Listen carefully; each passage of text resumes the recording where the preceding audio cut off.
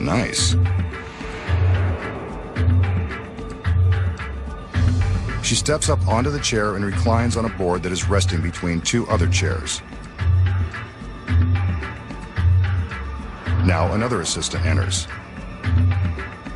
This one is apparently repossessing the furniture. The magician places the girl in a trance as his other assistants wrap her in a sheet that was hanging down from the board. Nighty-night. Beneath the board, we can see that the magician is standing on a raised platform so we can see him work his magic.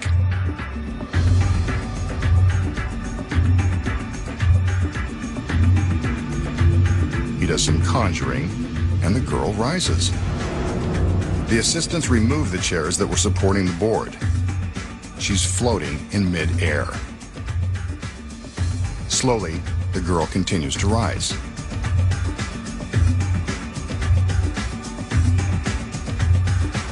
The magician motions, and one of the assistants returns with a stainless steel hoop.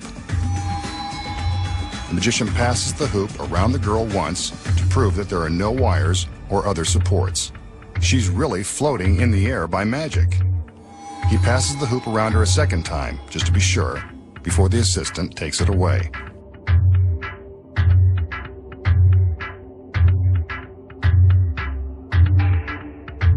Now the magician commands the girl in the air to float back down. This is amazing. And we can see there are no wires.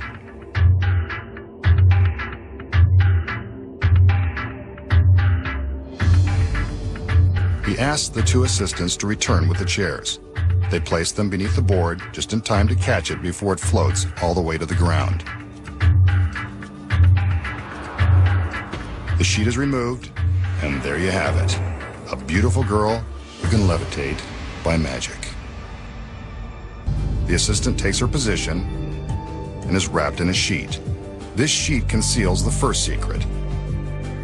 Hidden behind it is a steel mechanism that is holding up the board. The chairs are merely there for effect. Without the sheet, we can see the mechanism supporting the board and the girl. When the magician steps behind the girl and up onto the platform, his body hides the mechanism from view. But how does he make her rise? The platform contains the next secret. Concealed inside is an electric motor that is connected to a hydraulic piston powerful enough to support the girl. The steel mechanism is attached to the piston, which raises it into the air. The platform's carpeted top contains the next secret. Two switches are hidden beneath the black carpeting. When the magician appears to be conjuring the power to levitate the girl, he's simply turning on the power to the motor. One switch causes the hydraulic piston to rise, the other causes it to lower. With the board attached to the mechanism, how does the magician make it appear that it's unsupported by passing the solid hoop around the girl not once, but twice? The secret here is the design of the steel mechanism. This S-shaped metal tube is connected to the board. On the first pass, the magician slides the ring close to the board and on the inside of the S. When he comes to the end, he slides the part of the ring that is trapped inside the S back around the other side. This frees the ring from the S-shaped support and makes it appear that it has passed completely around the girl. Careful choreography is all it takes to navigate the maze-like support while making it look nonchalant. Since the audience is busy looking for overhead wires, passing the hoop around the girl convinces them she is floating by magic. Even I'm about to believe it. Next, the magician steps on the down button, and the hydraulic piston lowers the girl back to her starting position. The chairs are replaced beneath the board, and the illusion is complete. Not so amazing when you know the secret. The magician will now attempt a timeless classic, the floating zombie ball. He starts with this brightly polished chrome ball. With some magical gestures, he casts a spell over the ball, and then casts the black scarf over it.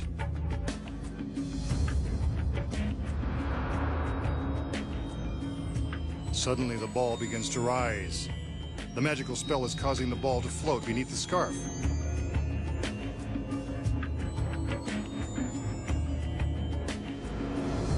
And now it comes up for air. The ball rests on the edge of the scarf, then dips back down for another spin.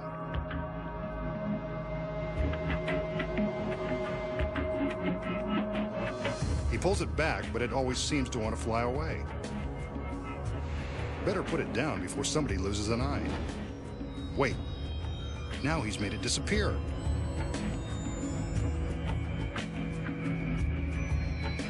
Or so we thought.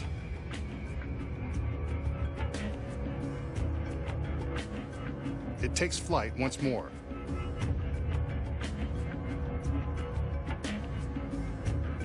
Then he's able to convince it to take a rest. The zombie ball, one of the most popular tricks in all of magic. At the beginning of the trick, the ball is sitting on the pedestal and the magician covers it with the black scarf. Instantly, it begins to float, but not under its own power or some phony magic spell.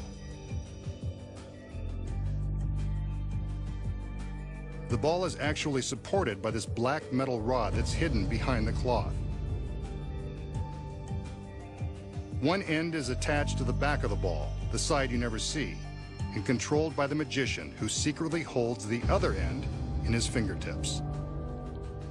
When the cloth is in place, he manipulates the ball by manipulating the rod. Wherever he points the rod, the ball will follow. With the cloth hiding the rod, it looks like the ball is floating under its own power. He can even make the ball rise above the cloth, as long as he doesn't let the rod show.